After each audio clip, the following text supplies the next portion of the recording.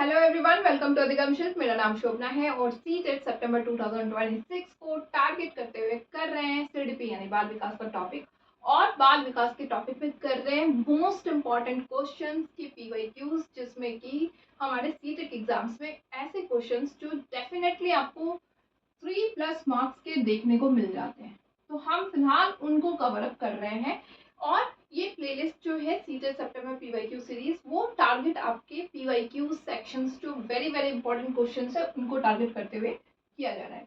आज हमारा डे 18 है और डे 18 में हम कर रहे हैं जीन पियाजे के कॉग्निटिव डेवलपमेंट थ्योरी यानी कि जीन पियाजे के संज्ञानात्मक विकास का जो पीवाईक्यू सीरीज है, जो मोस्ट इंपॉर्टेंट क्वेश्चंस जो कि आपके लेटेस्ट एग्जाम पैटर्न में आए हुए हैं वो है, चाहे आप पेपर 1 की तैयारी कर रहे हैं चाहे आप पेपर 2 की तैयारी कर रहे हैं, ये वीडियो इक्वली बेनिफिशियल है क्योंकि यहाँ पे आपके सीटेट का जो सिलेबस है वो सेम है।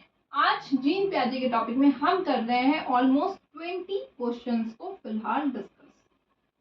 ठीक है, इसके अलावा ये लेटेस्ट पैटर्न पे मैंने सारे क्वेश्चंस लिए हुए हैं और अगर लगा तो फिर एड ऑन भी कर दूंगी और भी ज्यादा। चलिए क्वेश्चन की तरफ मूव करते हैं और करते हैं क्वेश्चन नंबर 1। और क्वेश्चन नंबर 1 हमसे कह रहा है कि according to Jean Piaget's cognitive development, Jean पियाजे के अनुसार संज्ञानात्मक विकास जो है वो क्या है। उन्होंने संज्ञानात्मक विकास जीन पियाजे ने बताया था, साथ ही साथ उन्होंने बताया कि बच्चों का जो संज्ञानात्मक विकास होता है वो कुछ इस तरह से स्टेजेस में डिवाइडेड होते हैं। ठीक है, हर स्टेज के हिसाब से उन्होंने बताया हर एक तरह की डेवलपमेंट। ठीक है, SPCF इसको आप कहते हैं। उन्होंने कहा कि बच्चा जब मैच्योर होता है तो उसकी संज्ञानात्मक विकास जो होती है वो कुछ स्टेजेस के तहत कुछ इस तरह से होती है। ये बात हमें पता है। साथ ही साथ उन्होंने बहुत इंपॉर्टेंट चीजें भी हमें बताई थी। हमें स्कीमा का कॉन्सेप्ट दिया, स्कीमा यानी कि ढांचा। उन्होंने बताया था स्कीमा के बारे में कि स्कीमा जो होता है वो हमारा एक मेंटल फ्रेमवर्क होता है। हम जो भी इंफॉर्मेशन अपने पास हमें मिलता है उसको हम क्या करते हैं, अपने संज्ञान में इकट्ठा करते हैं। तो ये जो प्रोसेस होता है जिसमें हम अपने इंफॉर्मेशन को कुछ अपनी व्यवस्थित तरीके से ऑर्गेनाइज्ड वे में रखते हैं, वो हमारा स्कीमा कहलाता है। फिर उन्होंने स्कीमा में कुछ और भी कॉन्सेप्ट दिए, एसिमिलेशन, अकोमोडेशन यानी कि आत्मसात और समायोजन का कॉन्सेप्ट, वो भी हम अभी बात करेंगे। क्वेश्चंस के बिहाफ पे हम इन चीजों को बात करते जाएंगे। तो चलिए, क्वेश्चन कह रहा है कि संज्ञानात्मक विकास के बारे में इनमें से क्या सही है जो जीन पियाजे कहते हैं। It is the process of adaptation of it is a simple addition of new facts and ideas to the existing store of information। सूचना के मौजूदा भंडार में नए तथ्यों और विचारों को जोड़ना सरल है। क्या उन्होंने ये बात कही कि सिंपली आप क्या करते हो, एडिशन कर देते हो नई इंफॉर्मेशन को अपने स्कीमा में, आपने मौजूदा भंडार आपका जो है उसमें आप इंफॉर्मेशन को क्या करते हो, ऐड ऑन करते जाते हो। सिर्फ उन्होंने यही बात तो नहीं करी, उन्होंने कहा था आप स्कीमा यानी कि अपने अंदर जब आप मेंटल फ्रेमवर्क में इंफॉर्मेशन को लेते हो तो कुछ दो तरीके से आपके ये प्रोसेस चलते हैं। एक आपका होता है एसिमिलेशन और एक आपका होता है अकोमोडेशन।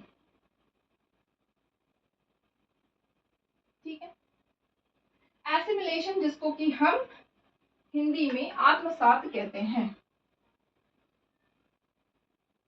और अकोमोडेशन जिसको कि हम समायोजन कहते हैं।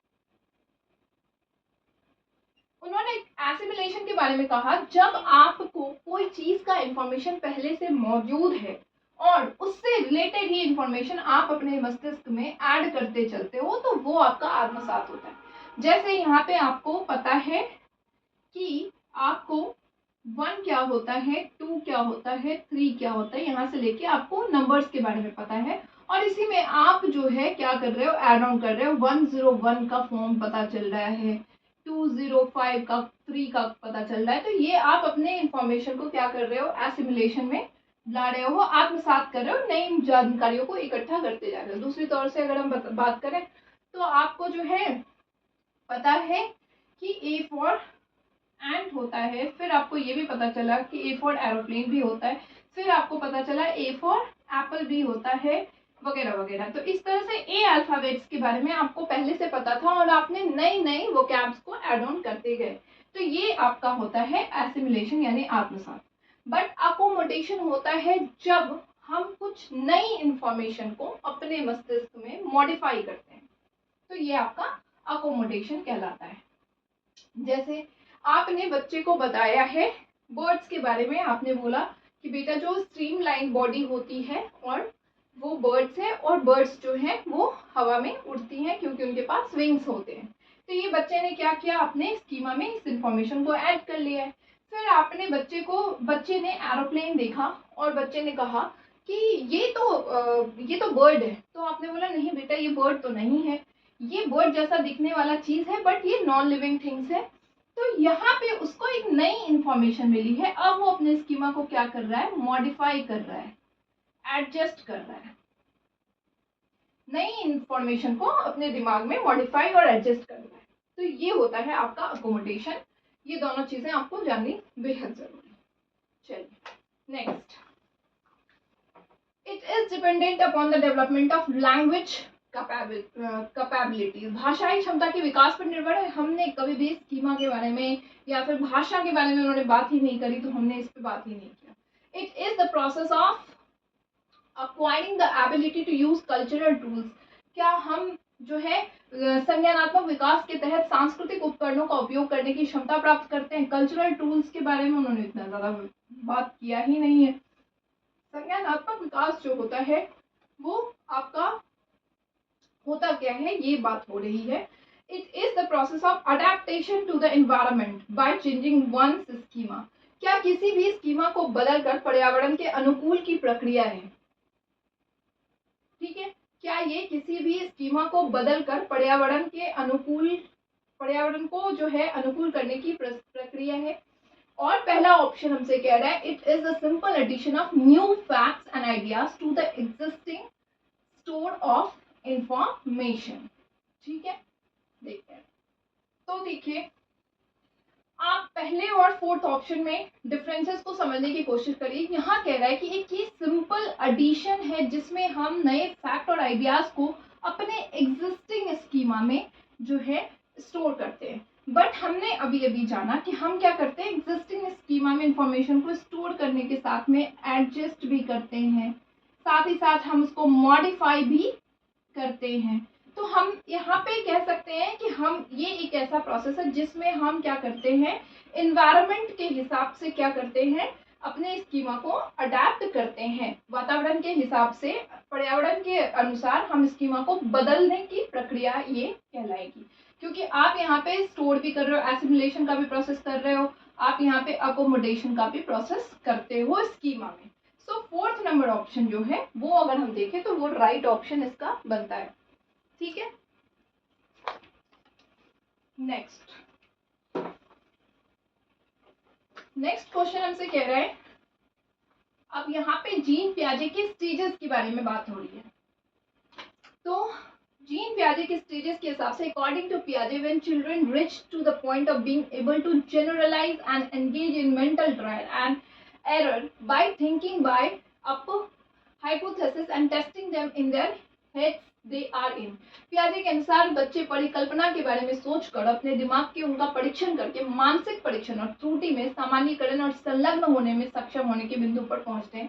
तो कौन सा चरण है, यानी कह रहे हैं कि आपने एक ऐसा स्टेज की बात हो रही है जहाँ पे बच्चा इस लेवल पे पहुंच गया है जहाँ वो अपनी चीजों को क्या कर सकता है, अपनी चीजों को जनरलाइज कर सकता है, हाइपोथेसिस थिंकिंग जो है परिकल्पना वो कर सकता है, और परिकल्पना के बिहाफ पे वो चीजों को लेकर के मेंटली जो है ट्रायल कर सकता है, एरर के बारे में सोच सकता है, बहुत सारी चीजें। तो कुल मिलाकर के आपने जब यहाँ पे एक टर्म देखा परिकल्पना, हाइपोथेसिस, तो ये आपको पता है कि जीन पियाजे के सबसे लास्ट फॉर्मल स्टेज यानी कि औपचारिक अवस्था होती है जहाँ पे बच्चे का जो है संज्ञानात्मक विकास कुछ इस तरह से हो जाता है जहाँ बच्चा अब क्या कर पा रहा है, परिकल्पना कर पा रहा है, यानी उन बिंदुओं के बारे में, उन पॉइंट्स के बारे में सोच पा रहा है जो चीजें उसके पास अभी मौजूद नहीं है। तो यहाँ भी फोर्थ नंबर ऑप्शन इस क्वेश्चन का राइट ऑप्शन बनता है, ठीक है। नेक्स्ट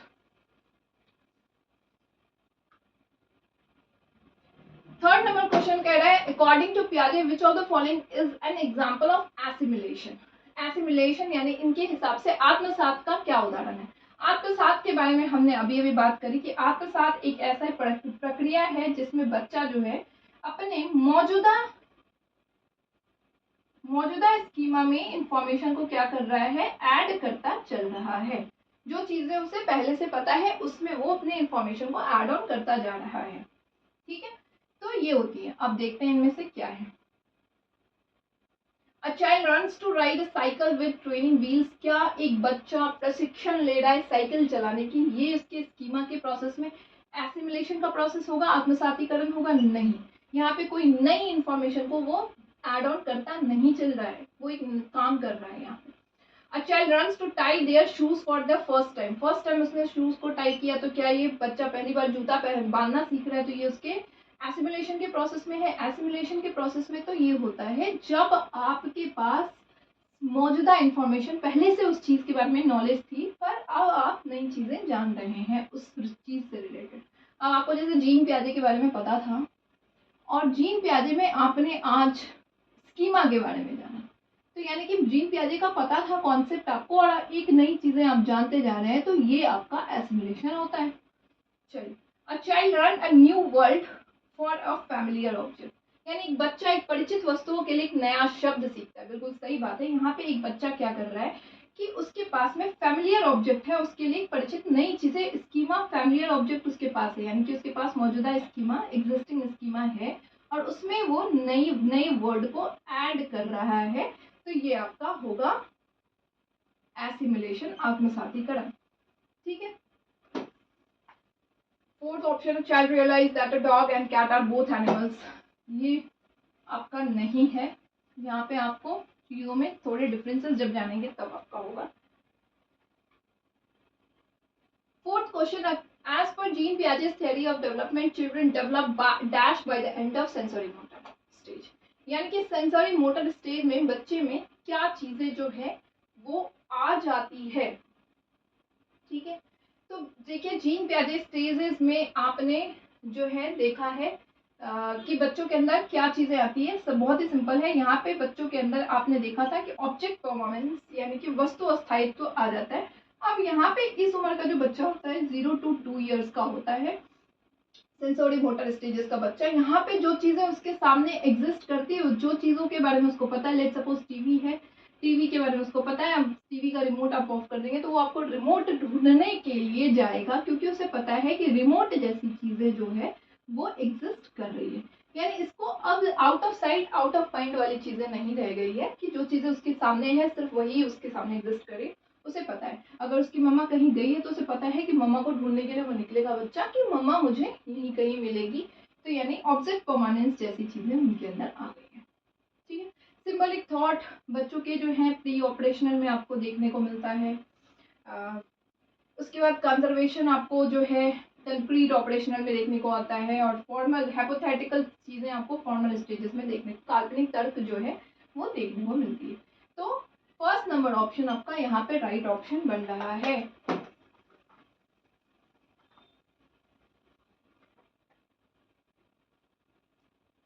ठीक है, हो गया fifth number question, as per Jean Piaget's theory of cognitive development, which of the following abilities distinguish formal operational thinking from concrete operational thinking। यानी इनमें से कौन सा ऐसा जीन पियाजे के संज्ञानात्मक विकास के सिद्धांत के अनुसार है जिनमें से बच्चा जो है वो औपचारिक संचालन सोच और ठोस परिचालन सोच से अलग करता है। मतलब बच्चों के अंदर जो है फॉर्मल थिंकिंग और क्या है और कौन सा है आपका कंक्रीट ऑपरेशनल थिंकिंग से अलग होना है। ठीक है, अब देखिए फॉर्मल थिंकिंग और concrete operational thinking. Concrete operational चीजें क्या होती है, मूर्त चीजों पे जो चीजें जो है एग्जिस्ट कर रही है सामने, जिन चीजों को बच्चा टच कर पा रहा है, फील कर पा रहा है, देख पा रहा है, उन चीजों में बच्चा लॉजिक लगाने लगता है। लेकिन फॉर्मल स्टेजेस में क्या होता है, नॉन कॉन्क्रीट आप कह सकते हैं, चीजों में भी थिंकिंग लगा सकता है। यहाँ पे हाइपोथेटिकल चीजें हो जाती है, ये तो आपको पता है। अब इस कंक्रीट ऑपरेशनल में आप देखते हैं कि बच्चे के अंदर अब सीरिएशन आ जाती है, सेंट्रेशन आ जाती है, बच्चों को जो है अपना लॉजिक आ जाता है, तो ये सारी चीज़ें आप देखते हैं, अब देखते हैं इनमें क्या क्या चीज़ें आ रही है, अलग करती है।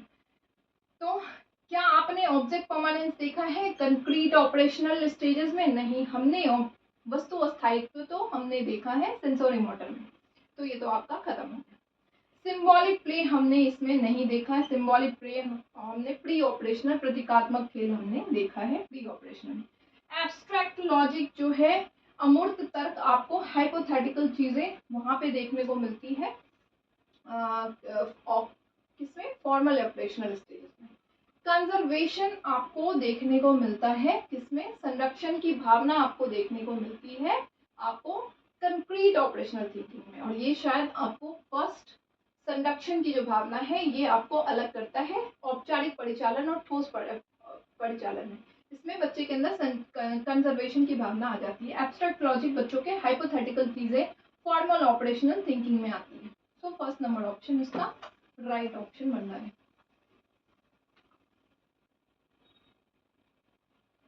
नेक्स्ट है a significant critique of Jean Piaget's theory that he failed to adequately consider the dash influence of dash on development।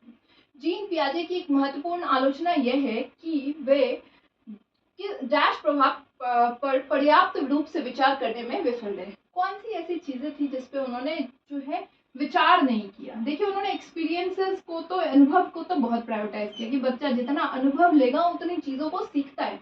तो अनुभव एक्टिविटी को उन्होंने कहा कि एक्टिविटी करने का बच्चों को मौका दीजिए। जब बच्चा एक्टिविटी करेगा तो वहां पे अनुभव होगा और अनुभव से अपनी चीजों को, अपने ज्ञान को विस्तार करता जाएगा।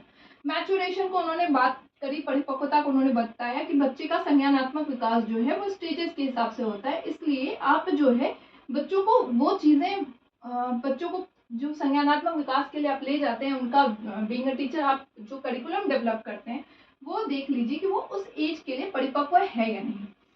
बट अगर किसी चीज को उन्होंने नहीं वैल्यू दिया तो वो उन्होंने कल्चर को वैल्यू नहीं दिया, और ये इनके लिए क्रिटिक बन के रह गया। इनकी आलोचना है कि कल्चर को इन्होंने वैल्यू नहीं दिया, जबकि कल्चर जो है, संस्कृति भी बहुत इंपॉर्टेंट रोल प्ले करती है। सो फर्स्ट नंबर ऑप्शन अगर हम देखें तो इसका राइट ऑप्शन बनता है। ठीक है, नेक्स्ट 7 नंबर क्वेश्चन। जीन पियाजे and Lev Vygotsky are similar in their belief that. Jean पियाजे और ले वाइगोस्की अपने जो है इनके थॉट्स, इनके जो विचार है उनमें समानता क्या है? तो देखते हैं क्या समानता है। Language influence and determines thought, भाषा विचार को प्रभावित करती है और निर्धारित करती है। देखिए, लैंग्वेज के बारे में वाइगोस्की ने बहुत सारी बातें करी कि लैंग्वेज जो है वो इम्पोर्टेंट रोल प्ले करता है बच्चों के संज्ञानात्मक विकास के लिए, क्योंकि जिस भाषा से, भाषा जो है वो एक आपका जो है कड़ी बन के जाती है, जिससे बच्चा जो है कनेक्ट हो पाता है और अपने विकास ज्ञान का कर पाता है। लेकिन जीन पियाजे ने इस बारे में बात नहीं की है, भाषा के बारे में, भाषा के बारे में उन्होंने ज्यादा बात की नहीं, और थॉट के बारे में। Culture has profound effect on the learning, culture की भी बात वाइगोस्की करते हैं कि संस्कृति जो है सीखने में गहरा प्रभाव देती है, इसलिए संस्कृति, कौन सी संस्कृति में बच्चा कहाँ रह रहा है ये मैटर करता है, और इसकी वजह से आप जो है कह सकते हो कि पेस ऑफ लर्निंग जो बच्चे का होता है वो अलग अलग होता है, सीखने का दर। लेकिन जीन पियाजे इसकी बात नहीं करते हैं, और यही एक क्रिटिक था जो हमने लास्ट क्वेश्चन में किया है। अब development of children takes place in a stage like progressive, बच्चों का विकास चरणों में होता है, ये बात जीन पियाजे करते हैं कि बच्चों का विकास जो है वो चरणों में होता है। लेकिन वाइगोस्की ने कहीं भी स्टेजेस की बात नहीं की है। वाइगोस्की का मानना है कि डेवलपमेंट जो है वो कॉन्टिन्यूअस प्रोसेस है, निरंतर प्रक्रिया है, इसलिए उसको हम स्टेजेस में डिवाइड नहीं कर सकते हैं। तो ये भी बात यहाँ पे एलिमिनेटेड है। अब दोनों एक बात कहते हैं, वाइगोस्की हो चाहे आपके जीन पियाजे, कंस्ट्रक्टिविस्ट यानी कि संरचनावाद ये लोग रहे हैं, और संरचनावाद का मानना होता है, संरचनावादी का मानना होता है कि बच्चे अपने ज्ञान का निर्माण खुद करते हैं, स्वयं करते हैं। ठीक है, बच्चे एक्टिव होते हैं, बच्चे जिज्ञासु होते हैं, तो ये सारी अच्छी अच्छी बातें बच्चों के बारे में दोनों का मानना था। Fourth option, children are involve in the process of meaning making, बच्चे अर्थ बनाने की प्रक्रिया में शामिल होते हैं। बिल्कुल, क्योंकि बच्चों को बोलते हैं कि हम ज्ञान का निर्माण स्वयं करते हैं, तो वो अर्थ, अपना मीनिंग, जो भी वो प्रोसेस, जो भी वो लर्निंग कर रहे हैं उसका मीनिंग जो है, मीनिंग मेकिंग वो स्विंग करते हैं और वो इसमें इन्वॉल्व होते हैं। आप उनको कुछ सिखाते हैं तो वहाँ पे उनकी जो मीनिंग मेकिंग होती है, लर्निंग होती है, वो उसमें वो इन्वॉल्व होते हैं। ये बात बिल्कुल सही है।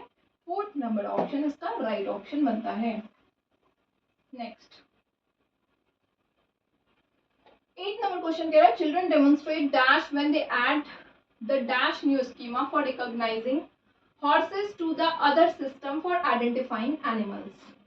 यानी बच्चे डैश प्रदर्शित करते हैं जब वे अपने दूसरे में घोड़ों को पहचानने के लिए नई स्कीमा जोड़ते हैं। यानी अब ये कौन सा प्रोसेस है जिसमें अपनी ही वो क्या कर रहे हैं कि न्यू स्कीमा जो है उसमें ऐड करते जा रहे हैं, अपनी इंफॉर्मेशन को वो क्या कर रहे हैं, अपने स्कीमा में ऐड करते जा रहे हैं। जब कोई बच्चा अपने स्कीमा में अपनी इंफॉर्मेशन को ऐड करता है तो आपको पता है वो प्रोसेस एसिमिलेशन का होता है, आत्मसातीकरण जिसको हम कहते हैं वो होता है। लेकिन अगर यहीं पे वो मॉडिफाई कर रहा होता, एडजस्ट कर रहा होता, चीज़ों को चेंज कर रहा होता तो वो अकोमोडेशन कहलाता। ठीक है, यहाँ बच्चा क्या कर रहा है, दूसरे के घोड़े को देख करके अपने स्कीमा में इंफॉर्मेशन को ऐड कर रहा है। ठीक है, सो 4th नंबर ऑप्शन इसका राइट ऑप्शन बनता है। 9 अकॉर्डिंग टू जीन पियाजे intelligence is the ability to make dash changes ability to make changes in dash the basic building blocks for learning। अब जीन पियाजे के अनुसार बुद्धि जो है वो मूल इमारत डैश में परिवर्तन करने की क्षमता है और वो सीखने के लिए एक जो है ब्लॉक्स की बिल्डिंग ब्लॉक्स है। ठीक है, देखते हैं अब इन्होंने किस चीज के बारे में उन्होंने बात करी थी जीन पियाजे, जिसमें वो कहते हैं कि इंटेलिजेंस यानी बुद्धि जो है वो क्या है, एक बिल्डिंग ब्लॉक्स की तरह है। आप जो भी इंफॉर्मेशन लेते हो वो आपका क्या होता है, स्टोर करते जाते हो, बिल्डिंग ब्लॉक्स उसको वो कहते हैं। कॉन्सेप्ट की बात उन्होंने करी थी, अवधारणाओं की बात करी थी नहीं, उन्होंने कॉन्सेप्ट्स अवधारणाओं की बात नहीं करी है। कॉग्निटिव मैप्स यानी संज्ञानात्मक मानचित्र की भी बात उन्होंने नहीं करी। उन्होंने बात स्कीमा यानी ढांचे की बात करी थी, जिसमें उन्होंने कहा था कि आपका संज्ञानात्मक जो भी आप चीजें सीखते हैं वो अपने दिमाग में एक ऑर्गेनाइज वे में, ऑर्गेनाइज स्ट्रक्चर में स्टोर करते हैं और इसको आप बिल्डिंग ब्लॉक्स भी कह सकते हैं। आप जो भी चीजों को अपने तरीके से माइंड में रखते हैं, इसको आप मेंटल फ्रेमवर्क भी कह सकते हैं। ठीक है, तो ये सारी चीजें उन्होंने बताई है स्कीमा के बारे में। सो 3rd नंबर ऑप्शन हो जाएगा। एसोसिएशन जैसी कोई बात उन्होंने करी ही नहीं है तो इसलिए इस पे बारे में बात करना नहीं है। 10th number question, in Jean Piaget's theory ये तो नहीं दिया नहीं, in Jean Piaget's theory intelligence is about the development of dash. अब उनके हिसाब से, जीन पियाजे के सिद्धांत के हिसाब से बुद्धि जो है, बुद्धि के विकास के बारे में क्या आप कहते हैं? क्या आपने कहा कि बुद्धि जो है, इंटेलिजेंस जो है, ability to use cultural tools, जब उन्होंने सांस्कृतिक उपकरणों का उपयोग करने की क्षमता है, उन्होंने सांस्कृतिक उपकरणों की बात ही नहीं करी। ठीक है, तो ये बात होएगी नहीं।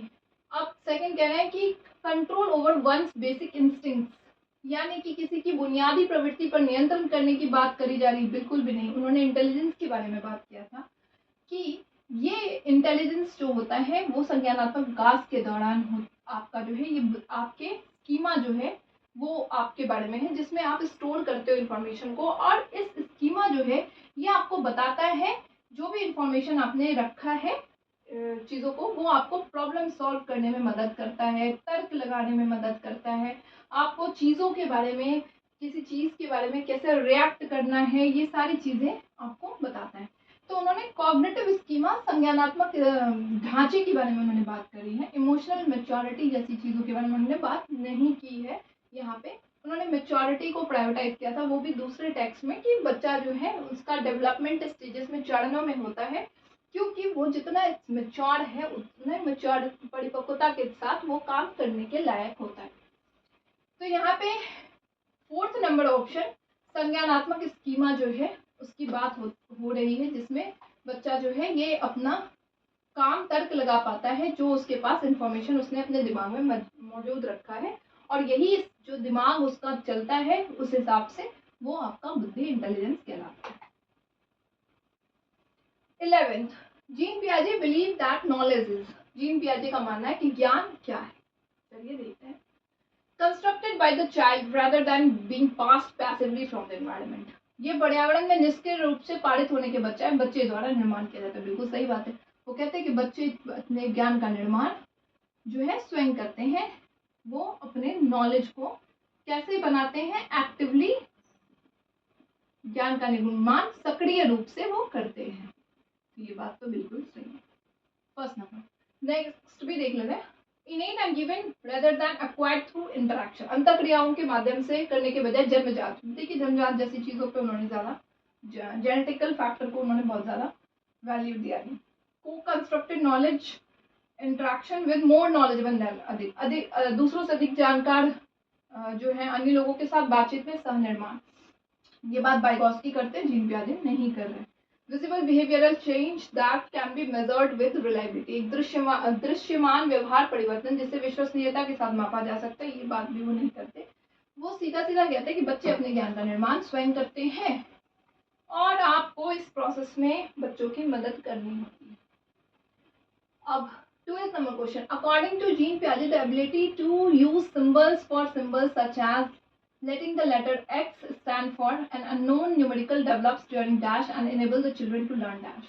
जीन पियाजे के अनुसार प्रतीकों के लिए प्रतीकों का उपयोग करने की क्षमता, जैसे अक्षर X किसी चीज के लिए मान लिया, जैसे हम मानते हैं ना let the number X, तो ये आप प्रतीक सिंबॉलिक थॉट्स की बात यहाँ पे हो रही है और आप यहाँ पे क्या कर रहे हैं, abstract thinking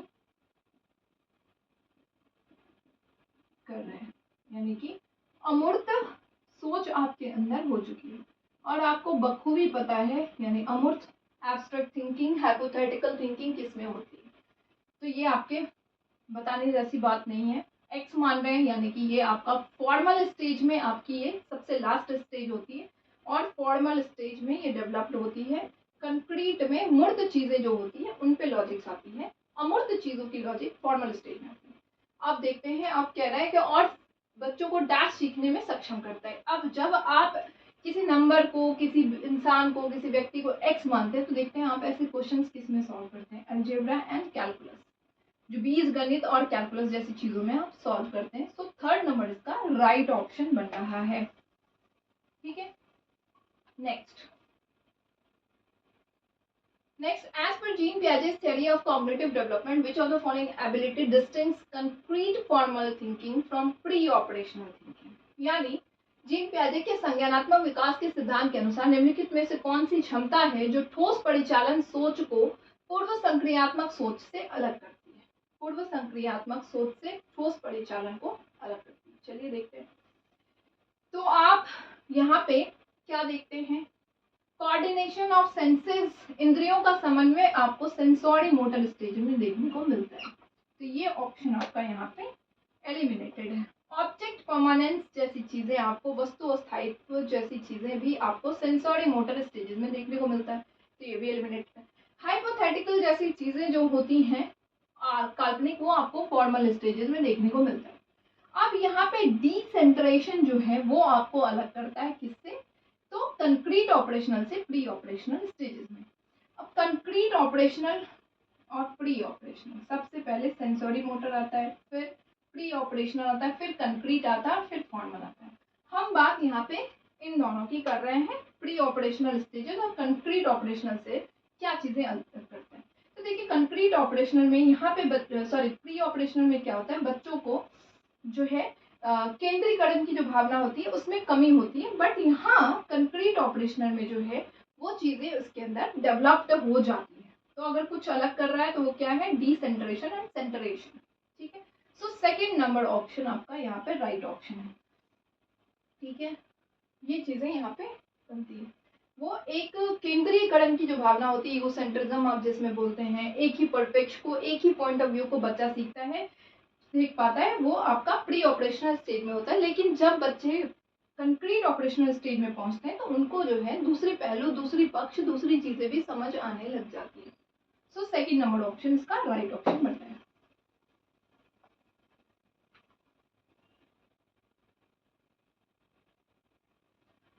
fourteen number question, after getting out in the game due to the rope getting stuck in her leg while jumping. Aru says that the rope deliberately got her out.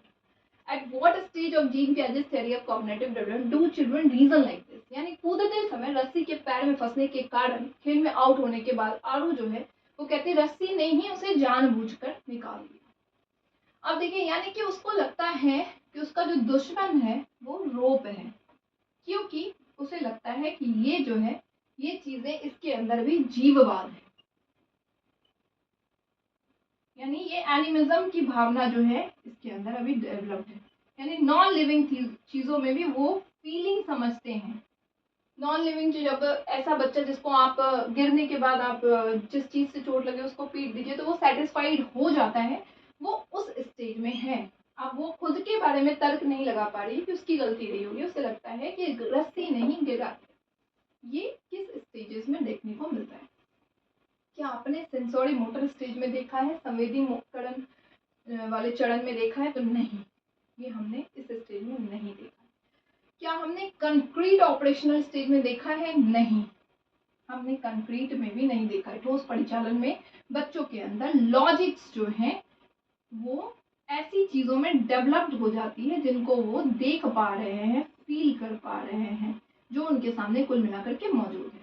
ठीक है, formal stage में तो बच्चों के अंदर इतनी logic developed हो जाती है कि जो चीजें उसके सामने एग्जिस्ट नहीं भी कर रही है उनमें भी उनका लॉजिक चल रहा है।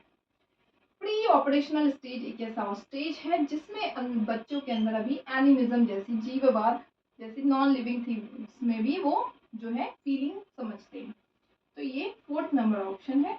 ट्रांसडक्टिव लॉजिक जिसमें तर्क जो है बच्चों के उल्टे पुल्टे आपको देखने को मिलता है, ये प्री ऑपरेशनल स्टेज है। सो 4th नंबर ऑप्शन इसका राइट ऑप्शन बनता है। 15th number question, according to Piaget the four qualitatively different stages are, Piaget के अनुसार 4 गुणात्मक रूप से अलग अलग चरण जो है वो क्या है? Vary vastly across the various culture in the world, विभिन्न संस्कृतियों में काफी भिन्नताएं देखने को मिलती हैं। उन्होंने जब कल्चर को वैल्यू ही नहीं दिया तो वो क्यों बोलेंगे कि अलग अलग संस्कृति में ये अलग अलग देखने को मिलेगा? वो तो कहते हैं भाई ये तो यूनिवर्सल है, सब जगह जो है समान तरीके से चलता है, तो ये चीज तो गलत हो गई। Illustrate that children's minds are miniature adult minds, उदाहरण दे कि बच्चों का दिमाग जो है वो वयस्कों के दिमाग से कम है। उन्होंने बताया था कि बच्चे का जो दिमाग है और एक वयस्क का जो दिमाग है वो सेम है। अगर आप मात्रात्मक रूप से देखें तो सेम है, बट सोचने की जो क्षमता है वो अलग अलग इसलिए है क्योंकि मैच्योरिटी यानी परिपक्वता इन दोनों के बीच में आ जाती है। जहाँ बच्चा कम मैच्योर है किसी चीज को समझने के लिए, वहीं वयस्क जो है वो एनफ मैच्योर है, इसलिए उनकी थिंकिंग जो है अलग अलग हो जाती है। ठीक है, 3rd कह रहा है dependent upon the genetical code of children, यानी अनुवांशिक कोड पर निर्भर करते बिल्कुल भी नहीं। जेनेटिक्स को तो उन्होंने वैल्यू नहीं दिया, मैच्योरिटी को दिया, जेनेटिकल फैक्टर्स को ज्यादा वैल्यू नहीं दिया। Represent universal pattern of development of children, सार्वभौमिक पैटर्न का प्रतिनिधित्व करते हैं बच्चों का विकास। बिल्कुल, क्योंकि उन्होंने कल्चर को वैल्यू नहीं दिया है तो वो कहते हैं कि ये जो बच्चों का जो विकास का चरण है ये हर जगह कैसा चलता है, सार्वभौमिक तरीके से चलता है। सो 4th नंबर ऑप्शन का राइट ऑप्शन बन रहा है।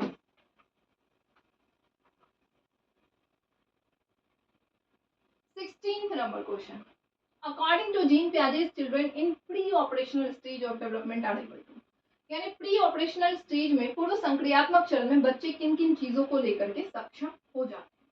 देखते हैं।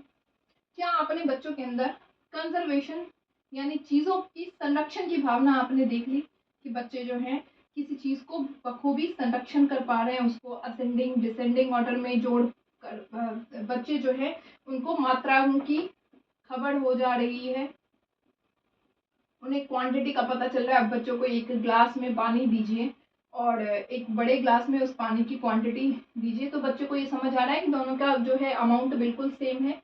ये भावना आपने प्री ऑपरेशनल स्टेज में बच्चों में डेवलप होते नहीं देखा है। ठीक है, क्या आपने रिवर्सिबल थिंकिंग बच्चों के अंदर देखा है कि बच्चे जो है उसको अगर किसी चीज को लेकर के उस अलग तरीके से अलग पॉइंट ऑफ व्यू से देंगे तो उनको समझ आ जाएगा। क्या आपने बच्चे को ये समझ में आ गया कि आइस जो है उसको वाटर को अगर हमने ठंडा किया तो आइस बन जाता है, पर उनको अभी इस बात की समझ नहीं है कि आइस को, सेम चीज को अगर हम गर्म कर देंगे तो वाटर बन जाएगा। तो रिवर्सिबल थिंकिंग अभी बच्चों के अंदर नहीं आई है।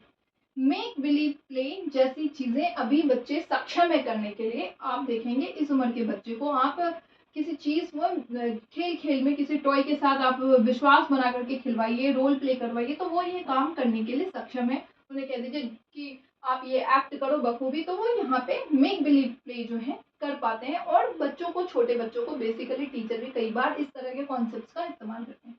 हायरार्किकल क्लासिफिकेशन करने के लिए बच्चे अभी जो है उतने सक्षम नहीं है।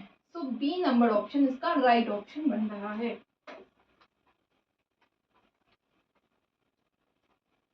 ठीक है। 17. A young child can engage in symbolic play but cannot yet take perspective of another person and became easily upset by events he/she cannot control.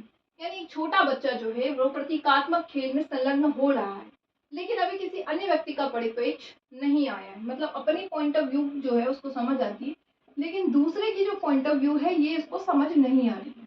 ठीक है, ये चीज इसके अंदर है, बट उसके अंदर सिंबॉलिक चीजों में प्रतीकात्मक खेल संलग्न, उसके अंदर सिंबॉलिक थॉट्स जो हैं वो डेवलप्ड हो गई। तो अब कौन से स्टेज में आप देखते हैं? क्या आप सेंसोरी मोटर स्टेज में देखेंगे? सेंसोरी मोटर स्टेज में ये चीजें आप नहीं देखेंगे बच्चों के अंदर। बच्चे जो हैं यहाँ पे बहुत छोटे हैं, 0 to 2 ईयर्स के बच्चे आप देखते हैं। ऐसी चीजें जो होती हैं जिसमें बच्चा जो है दूसरों के पर्सपेक्टिव को नहीं समझ पा रहा है। सिंबॉलिक थॉट्स तो डेवलप्ड हो गया है, बट अदर पर्सपेक्टिव्स बच्चों में नहीं आया है। ये आप देखते हैं प्री ऑपरेशनल स्टेज में। ठीक है, पूर्व परिचालन अवस्था में, जिसमें बच्चा जो है ईगो सेंटरिज्म आप कह सकते हैं, आत्म केंद्रित है, दूसरों का परिप्रेक्ष्य समझने में जो है उसे दिक्कत हो रही है। अगर इस बच्चे को टॉय पसंद आ गया है तो ये बात वो नहीं समझ पाएंगे कि ये किसी और की टॉयज है, वो पसंद आ गई तो वो जिद इस बात की करने लग जाएंगे। या फिर जैसा वो उनको अगर बर्थडे में, अपने बर्थडे में टॉय कोई पसंद है तो वो किसी और के बर्थडे में भी आप उनसे पूछेंगे कि क्या चाहिए, तो वो वही चीजें बताएंगे। सो अपने थॉट्स उनको समझ आते हैं, दूसरों का परिप्रेक्ष्य नहीं समझ आता। ठोस परिचालन औपचारिक इससे आगे है, इसमें तो डेवलप्ड हो गए हैं काफी। Which of the following is a Piaget construct in the context of cognitive development of children? बच्चों के संज्ञानात्मक विकास के संदर्भ में कौन सा जो है पियाजे का निर्माण है? तो ये तो रीइंफोर्समेंट जैसे बात सुदृढ़ीकरण की बात करते नहीं है, ये तो आपके बिहेवियरिज्म कहते हैं, बीएफ स्किनर जो है ये इसकी बात करते हैं, इनकी बात तो यहीं पे खत्म। कंडीशनिंग की बात ये करते नहीं है, ऑब्जर्वेशन लर्निंग की बात ये करते नहीं, बेंडूरा करते हैं। स्कीमा के कॉन्सेप्ट को दिया था जीन पियाजे ने, और हमने इसके बारे में बहुत बखूबी बात किया कि एक मेंटल फ्रेमवर्क होता है बच्चों का, जिसके तहत बच्चे का जो दिमाग होता है वो विकास होता है, और बच्चा उस परिस्थिति में, किसी भी परिस्थिति में अपने हिसाब से अकॉर्डिंगली इस्तेमाल इसका कर पाता है, जो भी इंफॉर्मेशन उसके पास मौजूद है। 19th number question, which of the following behavioral characteristics of concrete operational stage are proposed by Jean पियाजे? इनमें से कौन सा व्यवहार जीन पियाजे द्वारा ठोस परिचालन चरण की विशेषता बताती है? ठीक है, ठोस परिचालन अवस्था है जिसमें मूर्त चीजों में बच्चों के अंदर आनी है। हाइपोथेटिकल रीजनिंग, परिकल्पना जो है आपके फॉर्मल स्टेज में देखने को मिलता है, ठोस परिचालन में देखने को नहीं मिलता। मेक बिलीव पे जो है विश्वास में खेल, ये आपको प्री ऑपरेशनल स्टेज में देखने को मिलता है। ये आपको जो है इसमें कंक्रीट की बात हो रही है ना यहाँ पे, ठोस परिचालन, तो उसमें देखने को नहीं मिलता। Deferred imitation sensory motor stages में देखने को मिलता है, ये आपको यहाँ पे देखने को नहीं मिलता। कंजर्वेशन क्लास इंक्लूजन आपको प्री ऑपरेशनल स्टेजेस में देखने को मिलता है, जहाँ बच्चे को आप बता दीजिए क्लास इंक्लूजन, किसी चीज को आप उसको जो है क्लासिफाई करने देंगे तो वो बखूबी कर लेंगे। साथ ही साथ अगर आपने बच्चे को अमाउंट सेम दिया है तो आप किसी भी ग्लास में, बड़े और छोटे किसी भी ग्लास में दे दीजिए, उसे फर्क नहीं पड़ता, क्योंकि उसे पता है कि क्वांटिटी जो है वो मैटर करता है चीज़ों को लेकर के, ना कि किसी ऑब्जेक्ट का वो। अब आप उसको 10 के कॉइन्स दे दीजिए, चाहे 10 रुपीज़ का एक नोट दीजिए, उसे पता है कोई सा भी वो उठा लेगा, क्योंकि उसे पता है कि यहाँ क्वांटिटी वैल्यू कर रही है। सो बी नंबर ऑप्शन इसका राइट ऑप्शन बन रहा है।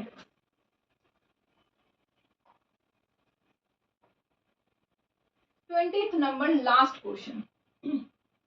According to Jean Piaget, schema building occurs as a result of modifying new information to fit into existing schema, and by modifying old schema as per new information. These two process are, यानी schema building मौजूदा जो है इसमें fit करने के लिए नई जानकारी को संशोधित करके और नई जानकारी के अनुसार पुरानी योजनाओं को संशोधित करने का परिणाम स्वरूप। अब आपको यहाँ पे क्या है कि आपके पास नई जानकारियां स्कीमा में आप संशोधित कर रहे हैं, ठीक है, नई जानकारियां आप ले रहे हैं। तो ये आपको पता है जब आपके एग्जिस्टिंग स्कीमा में नई जानकारियां लेते हैं ये आपका एसिमिलेशन कहलाता है। और जब आप मॉडिफाई करते हैं अपने स्कीमा को, ओल्ड स्कीमा को, तो वो आपका अकोमोडेशन यानी कि कहलाता है आपका समायोजन, ठीक है। तो यहाँ पे ये चीजें आपकी होती है एसिमिलेशन और अकोमोडेशन का प्रोसेस। एसिमिलेशन के प्रोसेस में एग्जिस्टिंग स्कीमा में आप इंफॉर्मेशन को क्या कर रहे हैं, ऐड ऑन करते जा रहे हैं, लेकिन अकोमोडेशन के प्रोसेस में आप अपने स्कीमा को क्या कर रहे हैं, चेंज कर रहे हैं, मॉडिफाई कर रहे हैं, बदल रहे हैं, एडजस्ट कर रहे हैं, ठीक है। सिंपल है, इसका आंसर डी नंबर ऑप्शन है हमारा यहाँ पे। ओके, सो 20 क्वेश्चन की सीरीज हो गई है डन, PYQ जीन पियाजे की। और अगर मुझे लगा तो मैं और ऐड ऑन कर दूंगी क्वेश्चन, नंबर ऑफ क्वेश्चंस को देखते हैं। और अगर आप लोगों को वीडियो अच्छी लगती है तो चैनल को लाइक शेयर एंड सब्सक्राइब जरूर से करिएगा। मिलते हैं नेक्स्ट सेशन में नेक्स्ट वीडियोस के साथ में, तब तक के लिए बाय बाय, टेक केयर।